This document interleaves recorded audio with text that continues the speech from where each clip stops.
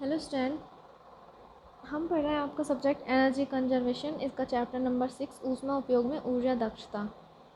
फिर इसमें हम पढ़ रहे हैं आपका जो टॉपिक है इकेरा परिचालन बॉयलर, फर्स्ट थ्रो बॉयलर। ये बॉयलर जल नली बॉयलरों की श्रृंखला में ही आते हैं। इनकी विशेषता क्या होती है कि निर्मित भाप जल नलियों से ही सीधे प्राप्त होती है और जल नलियों में एक सिरे से जल प्रवेश करता है तथा नलियों में सर्कुलेट होकर दूसरे सिरे तक पहुंचने तक पूर्णतः भाप में बदल जाता है। मतलब जल एक सिरे से जाएगा और दूसरे सिरे में भाप में परिवर्तित होकर दूसरे सिरे से भाप मिलेगी। इस क्रिया में नलियों को इतना गर्म रखते हैं कि पानी नली के एक सिरे से दूसरे सिरे तक पहुंचने से पूर्व ही पूर्णतः भाप में बदल जाए।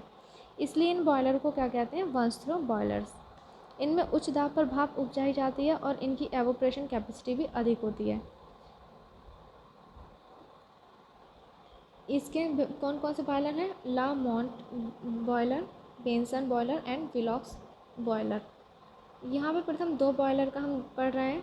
ताप शक्ति संयंत्रों में इस प्रकार के बॉयलर ही मोस्टली यूज़ किए जाते हैं। क्यों? क्योंकि इनकी जो वाष्पन की कैपेसिटी है वो ज़्यादा होती है और उच्च दाब तथा तापमान पर भाप उपजाई जाती है।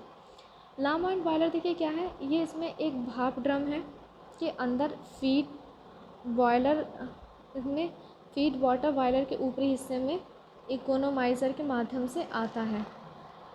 फिर क्या करता है ये? भाप ड्रम से संभरण जल की पर्याप्त मात्रा अपकेंद्री पंप, सेंट्रीफ्यूगल पंप की सहायता से जल नलियों में उच्च दाब पर सर्कुलेट होती है और अपकेंद्री पंप से सर्वप्रथम भरण जल डिस्ट्रीब्यूटिंग हेडर में आता है। उसके बाद क्या होता है? वितरण हेडर में ऑरिफाइस के माध्यम से नियंत्रित मात्रा में जल विभिन्न जल नलियों में आता है और इस प्रकार जल नलियों का अतितापन नहीं होता।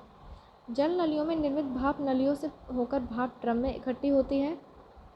भाप ड्रम में से भाप अतितापक में आती है और अतितप्त अवस्था में उपलब्ध होती है। देखिए जैसे इसका वर्किंग क्या है। हीट पंप है, ये चिमनी है और ये फोर्स ड्राफ्ट फैन है। यहाँ से एंट्री कर रही है क्या? ये जो नली है इनसे क्या कर रहा है? पानी। ये स्ट्रीम आउट हो रही है यहाँ से। ये ड्रम है, ठीक। और ये सर्कुलेटिंग पंप है जहाँ पे सर्कुलेट होता है क्या?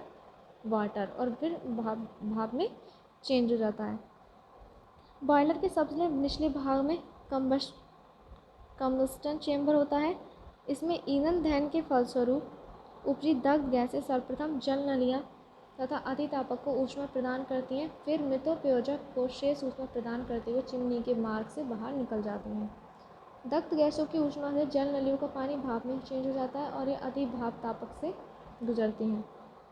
तो दग्ध गैसों की ऊष्मा प्राप्ति कर अतितप्त हो जाती हैं। दहन कक्ष में ईंधन दहन के लिए आवश्यक वायु को पहले वायु पूर्व तापक में गर्म करते हैं और फिर दहन कक्ष में भेजते हैं। वायु पूर्व तापक चिमनी के पास लगा होता है। दग्ध गैसें चिमनी में प्रवेश से पूर्व वायु पूर्व तापक को अपनी ऊष्मा प्रदान करती हैं। लामांट बॉयलर उच्च दाब बॉयलर होते हैं। इनमें 120 किलोग्राम पर सेंटीमीटर स्क्वायर दाब पर 500 डिग्री सेल्सियस भट्टी पर 45 से 50 मीट्रिक टन पर घंटा की दर से सुपर हीटेड स्टीम उपजाई जा सकती है। फिर आता है आपका बेंसन बॉयलर। देखिए क्या होता है, इस बॉयलर में जो भरण जल को ड्रम में एकत्रित ना करके सीधे ही जल नली में वाष्पित करते हैं। इसमें ड्रम में एकत्रित नहीं करते, वहाँ क्या हो रहा था? ड्रम में एकत्रित हो रहा था।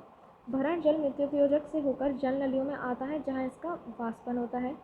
जल नलियों में उपजी भाप वेट होती है और इसे शुष्क अवस्था में जाने के लिए ट्रांजिशन सेक्शन से गुजारा जाता है। इसके बाद इसे अतितापक में भेजकर अतितप्त अवस्था में प्राप्त किया जाता है। फिर है लामांट बॉयलर के समान है। बॉयलर भी ऊर्ध्व स्थिति में होता है। ऊर्ध्व बॉयलर का लाभ है कि दग्ध गैसें दहन कक्ष से स्वतः ही ऊपर की दिशा में प्रवाहित होती हैं। इसी सिद्धांत पर बेंसन बॉयलर में दग्ध गैसें जल नलियों, अतितापक, संक्रमण सेक्शन, मृतोपयोजक तथा वायु पूर्व तापक को अपनी ऊष्मा प्रदान करती हुई चिमनी के मार्ग से बाहर निकलती हैं। इस बॉयलर को शीघ्र चालू किया जा सकता है और कम समय में भाप उपजाई जा सकती है। इसकी क्षमता 1,40,000 किलोग्राम पर घंटा तक होती है और इसमें 200 किलोग्राम पर सेंटीमीटर स्क्वायर में भाप उपजाई जाती है। बेंसन बॉयलर में भाप का चक्र तापमान 650 डिग्री सेल्सियस तक होता है। फिर अब बॉयलरों के उपसाधन, एक्सेसरीज ऑफ बॉयलर्स। बॉयलरों के उपसाधन वे युक्तियाँ हैं जो ईंधन दहन के फलस्वरूप उपजी दग्ध गैसों की ऊष्मा का यूज़ करके बॉयलर संयंत्र की दक्षता बढ़ाने में सहायक होती हैं। इन्हें ऑक्सिलरी हीटिंग सरफेस भी कहते हैं। उपसाधनों के लाभ क्या हैं? सुपर हीटिंग किया जाता है इनका, भरण जल को बॉयलर ड्रम में भेजने से पहले गर्म करते हैं। बॉयलर भट्टी में वायु भेजने से पहले उसे गर्म करते हैं। फ्लू गैसों को ऊष्मा का पूर्व उपयोग उन उपसाधनों के तलों को गर्म करने में होता है।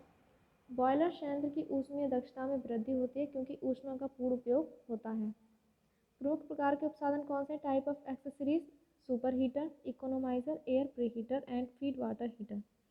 सुपर हीटर का क्या वाक्य रहता है? देखिए, अतितापक का क्या कार्य होता है? फंक्शंस। इनका कार्य जो होता है वो बॉयलर में जो उपजी भाप को शुष्क करना तथा सैचुरेशन टेम्परेचर से पर्याप्त उच्च स्तर तक भाप के तापमान में वृद्धि करना। बॉयलर में ईंधन दहन के फलस्वरूप उपजी दग्ध गैसों की ऊष्मा का यूज करके भाप को शुष्क तथा अतितप्त बनाया जाता है। अतितापक में सामान्यतः नलियों के पैरेलल समूह होते हैं जिनके सिरे हेडर्स से जुड़े होते हैं और हेडर्स के द्वारा बॉयलर की भाप अतितापक नलियों में प्रवेश करती है और नलिये के द्वारा दग्ध गैसों की ऊष्मा ग्रहण करके अतितप्त अवस्था में बाहर निकलती है। फिर कंस्ट्रक्शन क्या होता है अतितापकों की सामान्य संरचना? अतितापकों में कम व्यास की अनेक सीमलेस नलियाँ होती हैं। इनका संबंध बॉयलर के भाप स्टीम स्पेस से होता है। ये नलियाँ कुंडली के रूप में पैरेलल ग्रुप्स में होती हैं। बॉयलर के भाप स्थान में सैचुरेटेड स्टीम या वेट स्टीम एकत्रित होती है। संतृप्त भाप की दशा में जब यह अतितापक से प्रवाहित होता है तो इसका तापमान संतृप्त तापमान से उच्च हो जाता है। आर्द्र भाप की दशा में जब भाप को अतितापक से गुजारा जाता है तो सर्वप्रथम ये शुष्क अवस्था में आती है, फिर इसका तापमान संतृप्त तापमान से उच्च होता है। इस प्रकार जो भाप होती है वो अतितप्त होकर अतितापक से बाहर निकलती है। अतितप्त भाप के तापमान का मानकीकरण करते हैं। ये तापमान 50 डिग्री सेल्सियस से स्टार्ट होते हैं। जितना ही बॉयलर का दाब अधिक होगा उतना ही अतितप्त भाप का तापमान अधिक होगा। ताप शक्ति संयंत्रों में 350 डिग्री सेल्सियस से 550 डिग्री सेल्सियस तक अतितप्त भाप यूज़ की जाती है। अतितापकों पर सुरक्षा वाल्व, रोक वाल्व, ब्लो डाउन वाल्व भी लगे रहते हैं। अतितापकों की सुरक्षा सेफ्टी: बॉयलर में अतितापक के ओवरहीट हो जाने की संभावना होती है। ऐसा तब होता है जब अतितापक में का भाप जो होता है वो प्रयोग में न लाई जा रही हो सुपर हीटर में और बॉयलर के भाप ड्रम से भाप की सप्लाई सुपर हीटर में बंद कर दी गई हो। ऐसी अवस्था में सुपर हीटर की नलियों की सुरक्षा के लिए इनमें से किसी एक को यूज़ करते हैं। सुपर हीटर में बॉयलर का पानी प्रवाहित कर देते हैं। सुपर हीटर में दग्ध गैसों का प्रवाह रोक देते हैं और गैसों को दूसरे मार्ग से प्रभावित करते हैं। सुपर हीटर का प्रयोग न करने की दिशा में आर्द्र भाप की कुछ मात्रा सुपर हीटर में प्रवाहित की जाती है तथा इस भाप का निकास वायुमंडल में करते हैं। क्लासिफिकेशन क्या है देखिए इन पे? उनकी स्थापना के स्थान, दहन गैसों, भाप के प्रवाह की अपेक्षित दिशा, सोर्सेस ऑफ हीट, ऊष्मा अंतरण विधि तथा अतितापक नलियों की व्यवस्था के अनुसार किया जाता है। दहन गैसों तथा भाप के प्रवाह की अपेक्षित दिशा के अनुसार क्या है देखिए? इनमें है अतितापक निम्न प्रकार के होते हैं: विपरीत प्रवाह, counter flow super heater, parallel flow super heater, combined flow super heater. इनमें क्या होता है कि नलियों के अंदर भाप के प्रवेश व विकास की दिशा व नालियों के बाहर दहन गैसों के प्रवाह की डायग्राम में दिखाया गया है। जैसे कि काउंटर फ्लो में क्या होता है देखिए, भाप का प्रवेश यहाँ से हो रहा है, ये यहाँ से आ रही है और ये दग्ध गैस इधर जा रही है और यहाँ से भाप का निकास हो रहा है काउंटर फ्लो विपरीत में। और पैरेलल फ्लो में क्या हो रहा है, भाप का प्रवेश यहाँ से हो रहा है और ऐसे ही पैरेलली फ्लो कर रही हैं और भाप का निकास हो रहा है अगली और दग्ध गैसें ये जा रही हैं। नेक्स्ट है कंबाइंड फ्लो में क्या हो रहा है? कंबाइंड फ्लो में हो रहा है कि भाप का प्रवेश कहाँ से हो रहा है, यहाँ से ये, और फिर इनका ऐसे भी प्रवेश हो गया ऑब्लिक और सीधा और भाप का निकास यहाँ से हो रहा है। इसको कहते हैं combined flow. According to source of heat, ऊष्मा सोर्सेज के अनुसार अतितापक कितने प्रकार के होते हैं? 2, इंटीग्रल और इंडिपेंडेंट। इंटीग्रल अतितापक सुपर हीटर और इंडिपेंडेंट सुपर हीटर। इंटीग्रल क्या होते हैं? इस प्रकार के जो सुपर हीटर होते हैं वो बॉयलर में उपजी दहन गैसों से ऊष्मा प्राप्त करते हैं और ये बॉयलर के अंदर ही लगे होते हैं। इंडिपेंडेंट सुपर हीटर इस प्रकार के अतितापक पृथक भट्टी से पृथक होकर ऊष्मा प्राप्त करते हैं और ये बाहर से स्थापित किए जाते हैं। इनका व्यय अधिक होता है। फिर ऊष्मा अंतरण की विधियों के अनुसार अकॉर्डिंग टू द मेथड 2 प्रकार के।